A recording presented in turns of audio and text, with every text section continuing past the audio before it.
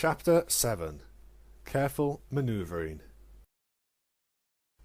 Dear revered Brother Nexus, High Prophet of the True Queen, I hope this letter finds you well, Brother Nexus, for I have both good and bad news that needs to be brought to your attention. First, in regard to your orders, our search of the Everfree Forest is still ongoing.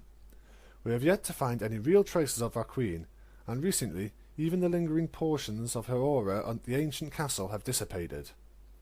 But, this past evening, I have become aware of a filly that has been living in town that bears, if I may say, a striking resemblance to our Queen. The filly in question, Nyx, is currently in the care of Twilight Sparkle. Yes, the same Twilight Sparkle we are all so familiar with. I first saw her at an elementary school play, and I saw her a second time that evening when she shared a meal with Twilight Sparkle, the princesses, and a number of other local mares and fillies. After speaking with my daughter, who shared a class with the filly for a number of weeks, I have come to discover that the filly was admitted as a new student at Ponyville Elementary around the same time our spell was cast, near the beginning of spring. While this news alone is promising, I have been unable to learn anything else.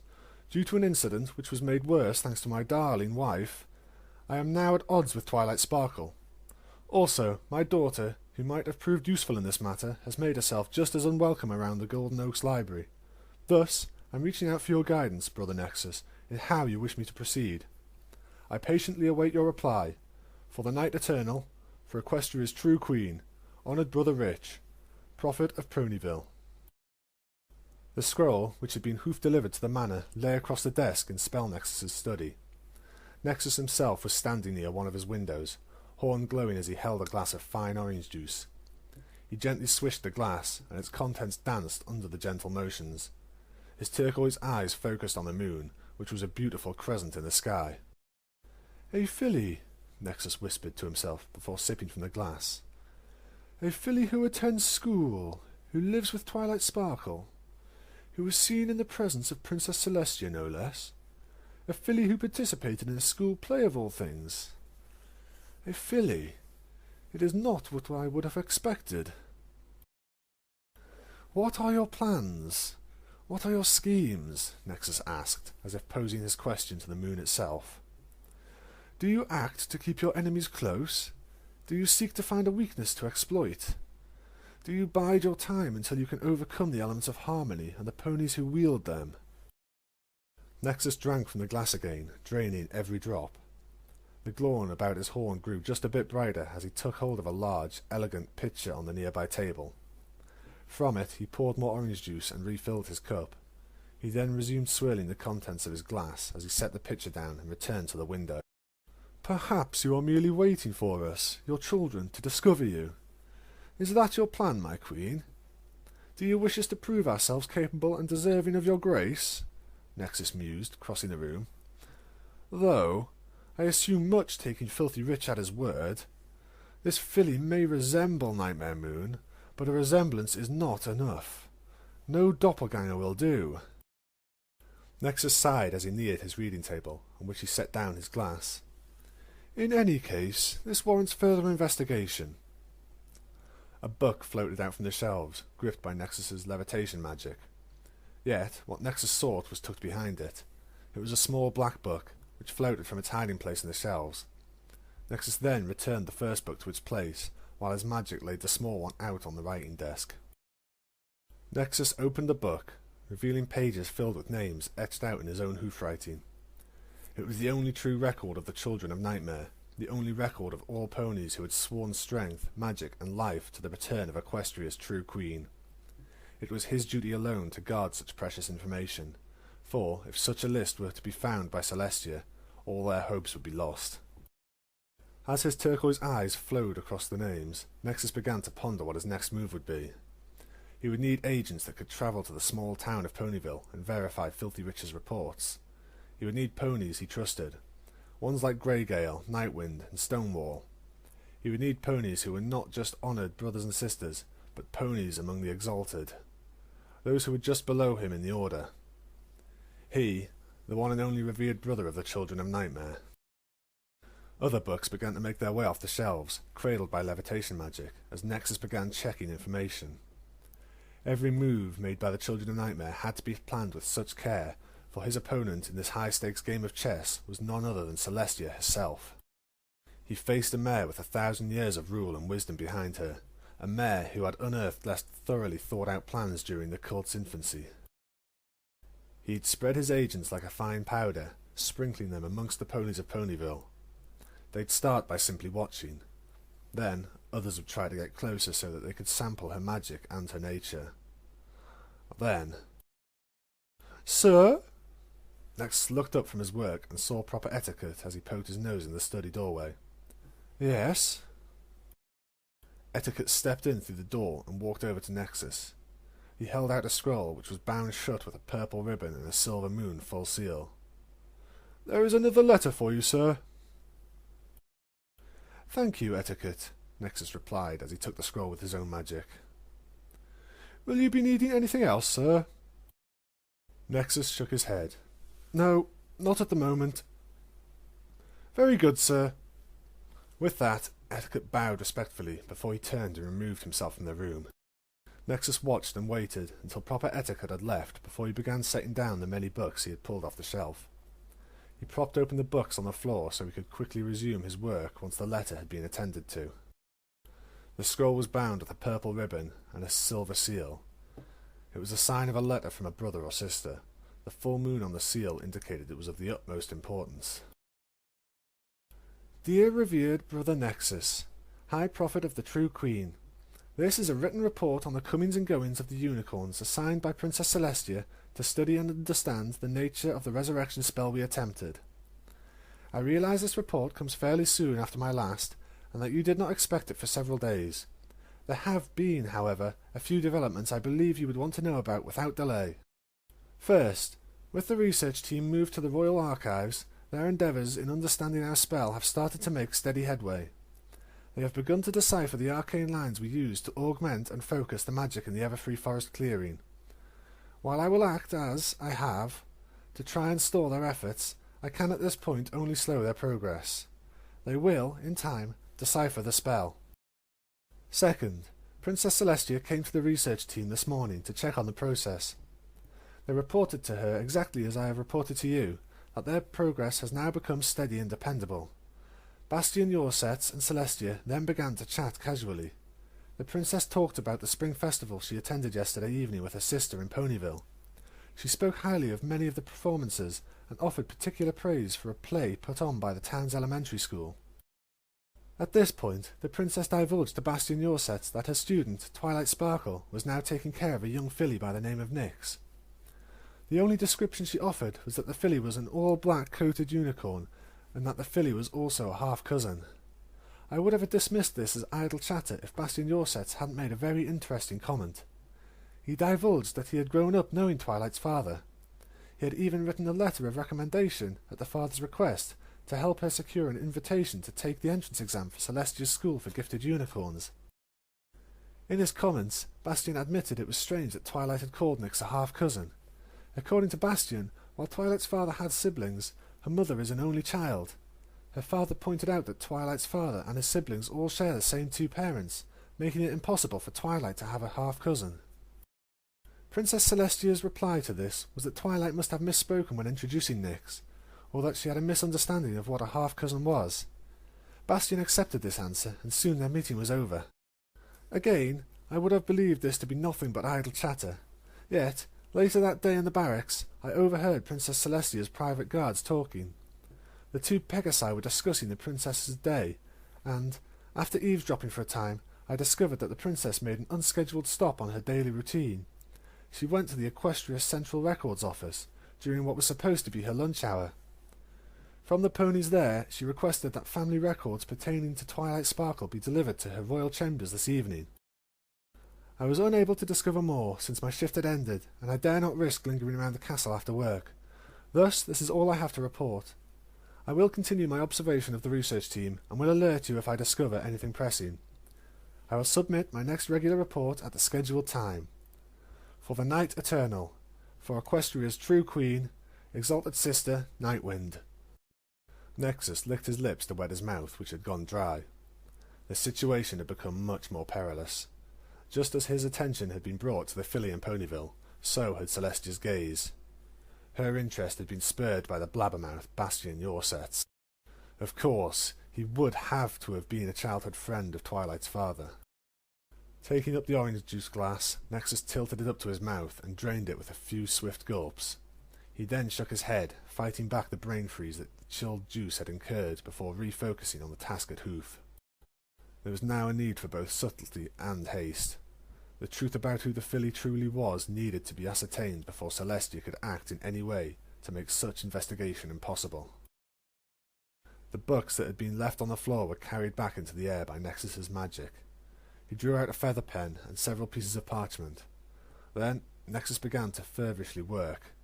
His eyes moved between the little black record book, the many other tomes that now encircled him, and the pieces of parchment he was scrawling partial plans out on. Spell Nexus would get no sleep that night. Twilight yawned, making no effort to control or stifle it as she walked down the path to Ponyville Elementary. The sun was still rising from the horizon, and the sunriser's tapestry of colours was just starting to fade to the constant blue of midday. Normally, it would have taken an important research trip to make Twilight get out of bed this early. That was, however, before Nyx came into her life. Now, it was not an expedition to some far-off archaeological site or rare celestial event that drew Twilight from her warm bed covers. It was a far simpler event, that, to a certain little filly, was nearly as important. A few days after the spring festival, Cheerilee announced that she wanted to try something new for the school. It was a Saturday event where students would set up educational exhibits and the school would host food and games, something Cheerilee was playfully calling Learn and Play Day. It was an event that had quickly grown. Even Ponyville's schools for older students were more than eager to join in.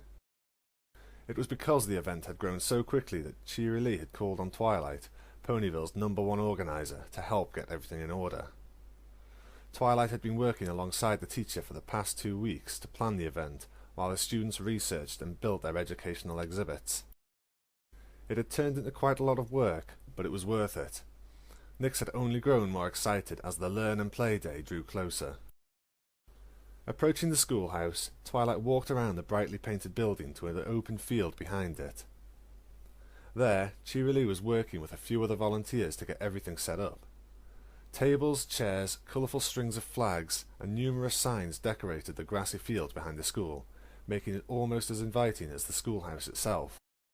"Good morning, everypony," Twilight greeted. She attempted to put on a smile as well, but it was ruined when she was gripped by another yawn. "Not much for mornings," Cheerilee teased as she walked over to meet Twilight. Twilight covered her mouth with her hoof and laughed through the end of her yawn. "Not usually, no." "Well, thank you for coming out and giving everything one final check-over before the big day.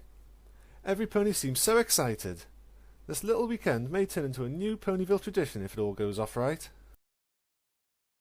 "Well, let's get through today first before we start planning for next year," Twilight said. She opened her saddlebags and floated a checklist with a pencil into the air. "Now, let's see. Are the exhibit tables set up?"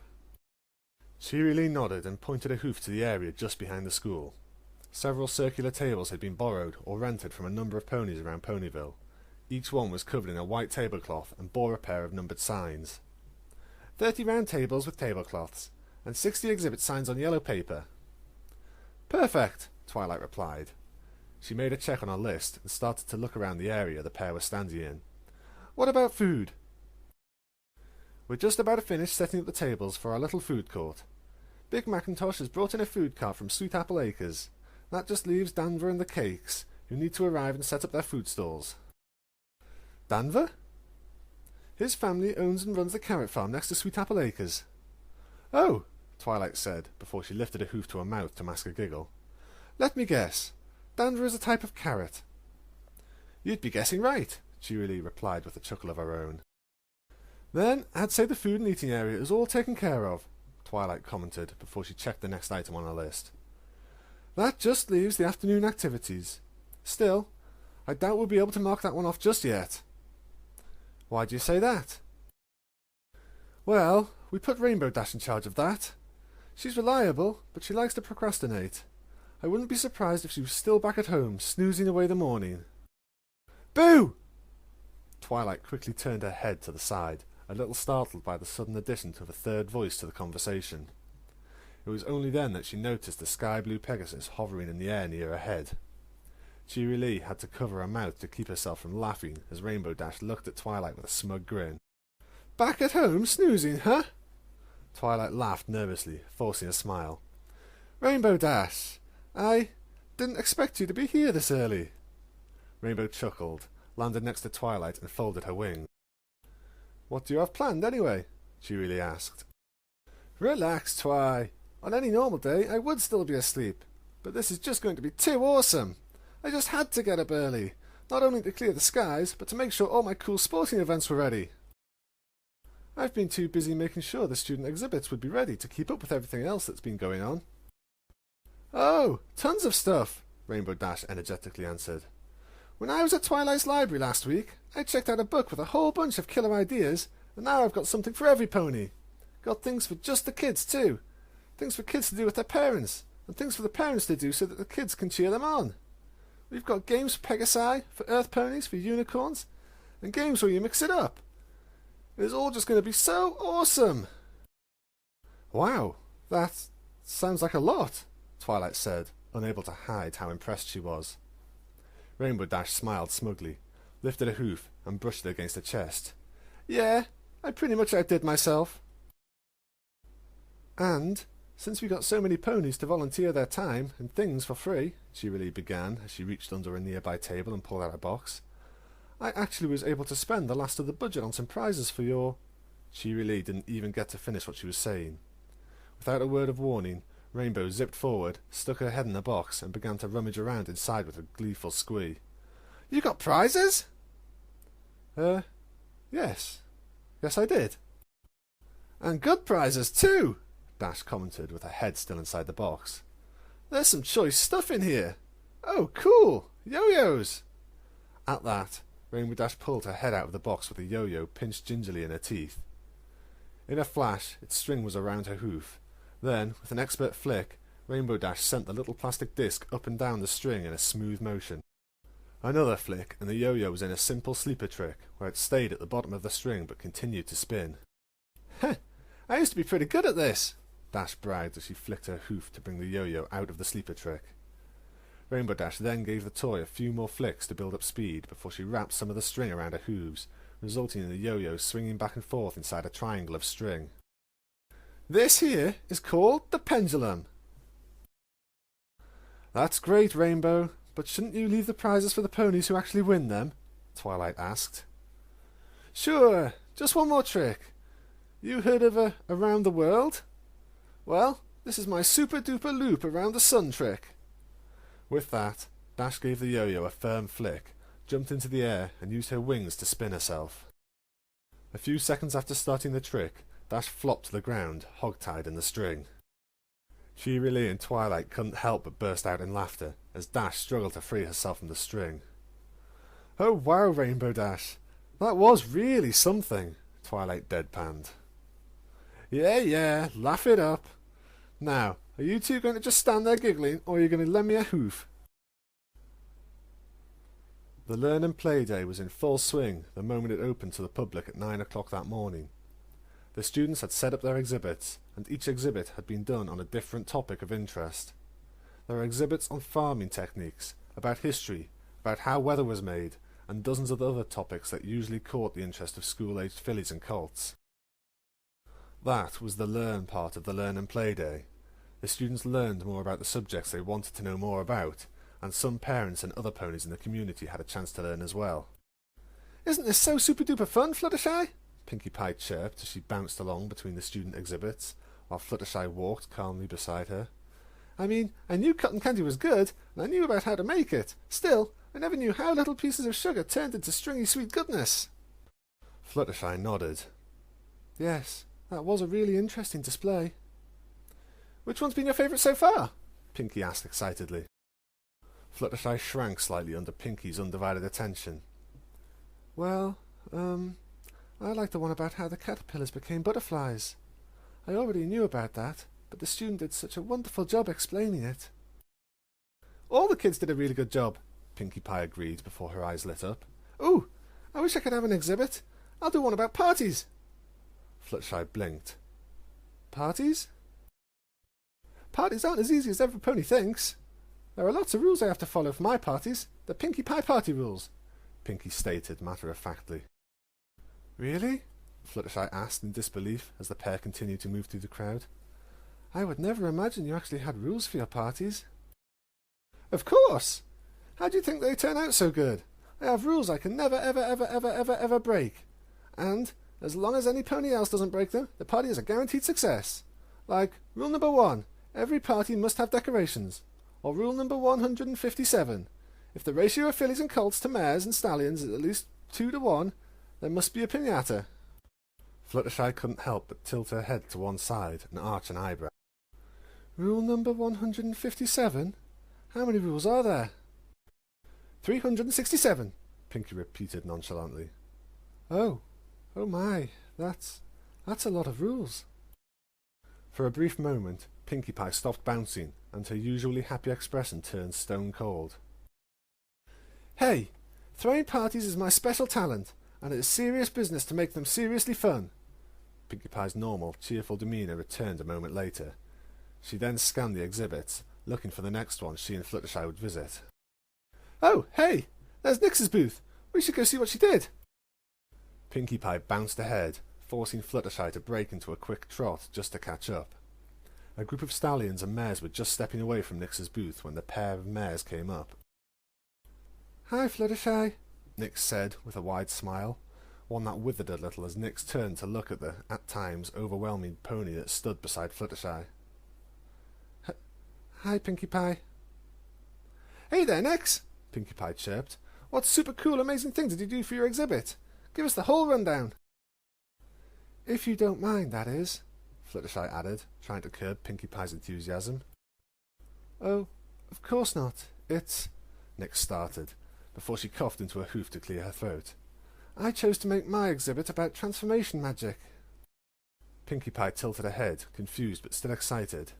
Transfigurement, what in word? Transfiguration. It's the magic that focuses on turning one thing into another. Nyx pointed to a number of pictures she had set up on the cupboard backdrop of her exhibit. Transfiguration magic can be used to transform practically anything into anything else, like a stick into a fancy walking cane, or a stone into a hat, or even an apple into a horse-drawn carriage. Transfiguration magic is only limited by the skill and the ability of the pony casting it. Skilled unicorns, such as Rarity, can use transfiguration to turn fabric into a dress, and Twilight Sparkle is able to transfigure 4 common mice into 4 full-sized horses. Hey, I remember that, Pinkie Pie said with a giggle. They didn't exactly look like horses. Nyx stammered for a moment, trying to recover from Pinkie Pie's interruption. And that leads me to my next part of the exhibit. The limits of transfiguration magic. Transfiguration magic is always temporary. Everything transfigured will eventually turn back to normal. This is why anything that needs to be permanent is still hoof-made, like houses and clothing. Otherwise, there wouldn't be a need for construction workers, carpenters, or any other ponies who make things. And, as a final part of my exhibit, I would like to provide a live demonstration of transfiguration magic. Nyx pointed to the rock sitting on a table at the centre of her exhibit. She then shut her eyes, her horn and the rock beginning to glow. Her face contorted with concentration, and she puffed out her cheeks as she strained her young magic. After a few tense moments, a small pop and flash of light enveloped the rock before it was turned into a potted flower. Ooh! Pinkie Pie said before she leaned in and sniffed the flower. It even smells real! Nyx smiled bashfully. So, any questions? No, none at all. That was very well done, Nyx. You should be... Fluttershy began to praise, only for Pinkie Pie to put her head in between Fluttershy and Nyx. Ooh, I got a question. Have you tried changing anything bigger than a rock? Ooh, do you take requests? Well, no, Nyx stammered. But I guess I could try. What did you have in mind? Turn that grass into cotton candy, Pinkie Pie said ecstatically. No, wait. Turn that into a candy apple. No, wait. You should turn that stallion's bow tie into a squirty flower. Ooh, no. I know what you should try and do. Pinkie Pie was grinning ear to ear as she pointed a hoof at Fluttershy. Turn her into a tree! Nyx's head lowered and her ears flattened as she took a step back from Pinkie Pie and her manic behaviour. A tree? Yeah, turn Fluttershy into a tree! Why would you want to turn me into a tree? Asked Fluttershy, looking incredulously at Pinkie Pie for her odd suggestion. Because this one time, on a train, I got talking with Rainbow Dash and Twilight, and for some strange reason, Rainbow Dash thought you were a tree. Even though you obviously aren't. But then you said you'd like to be a tree. Pinkie Pie answered Fluttershy before turning her excited blue eyes back to Nyx. So, can you turn into a tree? I don't know. Oh, come on, just give it a try. You never know unless you try, Pinkie Pie encouraged. But, Nyx tried to protest. Come on, Fluttershy doesn't mind, do you, Fluttershy? Fluttershy scratched at the ground, drawing anxious circles in the dirt. Well, you do seem really excited, so I guess I don't mind, but are you sure it's safe? We saw Twilight turn mice into horses, and she wouldn't put your animal friends in danger. Well, I guess that's true, Fluttershy admitted. And I guess it would be kind of nice to see what it's like. Yay! Pinkie Pie cheered before she looked back to Nyx. So, come on, let's see some of that unicorn magic. Nyx took a step back, shying away. Pinkie Pie, I don't know. I don't think Twilight... Oh, come on, please! It'll be so totally fun! Pinkie Pie pressured as she bounced with excitement. Pinkie Pie, maybe... Fluttershy began, trying to tell her friend she was being a little too overbearing. However, she didn't get to finish her sentence as she felt magic wrapping around her. Nyx had shut her eyes and focused her magic into a horn. She was making an attempt at the transfiguration spell, if only to appease the energetic Pinkie Pie. Boy, some of these booths are really cool, Rainbow Dash said, she and Twilight trotting amongst them. I mean, did you see what Scootaloo did? She actually explained how my sonic rain boom works. I didn't even know how it worked, beside the fact I was breaking the sound barrier. Yes, all the students have really done, Twilight began, only to be silenced as the ground shook and a loud noise cut through the air. What was that? Twilight asked, once she had regained her footing from what felt like a minor earthquake. When she got no answer, Twilight turned to look at Rainbow Dash, who was staring wide-eyed in the opposite direction. Following Rainbow's gaze, Twilight nearly choked on the air in her own lungs at what she saw. A young tree had appeared in the centre of the exhibits. It was just barely as tall as the schoolhouse's roof, with a trunk about as wide as a metal bucket. It was a young weeping willow, and its long, hanging branches and leaves draped across nearby exhibits. The tree, however, was very unusual. Its bark was a bright yellow, and all of its leaves were a light, frilly pink. Oh my gosh, you did it! Pinkie Pie's voice burst out above the crowd, drawing Rainbow Dash and Twilight out of their stupor. The two quickly raced through the network of tables and shoved their way through the crowd to reach the tree. Pinkie Pie had climbed up into the branches, hanging off one of the few branches thick enough to support her weight. Pinkie Pie, where in the hay did this come from? Rainbow asked as she took flight to catch up to Pinkie Pie in the tree's crown. It was amazing! Nyx did it with her magic! Nyx did? Twilight said, as she looked up and down the tree in disbelief, before her eyes narrowed. Wait, where is Nyx? Twilight's question was answered with a whimper that emanated from beneath one of the exhibit tables. When Twilight lifted the tablecloth, she found Nyx shaking like a leaf. Her head was in her hooves, and a few tears were pulling at her eyes. Nyx, what did you... Twilight began, which only caused Nyx to break down. Twilight, I'm sorry. I didn't want to, but Pinkie Pie kept asking me, and Fluttershy said it was okay, and I'm sorry. I didn't want to do it. Do what? Twilight asked, still unsure exactly what had happened. She turned Fluttershy into a tree, Pinkie Pie cheered. Wait. Hold on a sec, Dash began, pointing a hoof at the yellow and pink weeping willow. This tree right here, this tree is Fluttershy. Well, duh! Of course it is. I just told you that Nyx turned Fluttershy into a tree. Seriously, Rainbow Dash, I think you'd be happy. After all, you were the one that thought Fluttershy was a tree when we were on our way to Appaloosa. I did not. I was being sarcastic. Pinkie Pie flopped her head to one side. You were being sarcastic? As Rainbow Dash tried again to explain to Pinkie Pie why she had once called Fluttershy a tree, Twilight began to glance nervously around the steadily growing crowd of ponies. They were all murmuring and whispering about Nyx. Nyx picked up on the growing crowd as well, and also the growing concern on Twilight's face. With another whimper, she retreated further beneath the table. I'm sorry. No, Nyx, it's okay, Twilight whispered, trying to reassure her. Just, give me one moment. At that, Twilight turned to look at the tree, and she took in a deep breath to brace herself. After the accident during her entrance exam to Celestia's School for Gifted Unicorns, when she had turned her own parents into potted plants, one of the first spells Twilight had been taught by the princess was a transfiguration reversal spell. Yes, a transfiguration would wear off in time, but it was also important to be able to reverse the transfiguration at a moment's notice.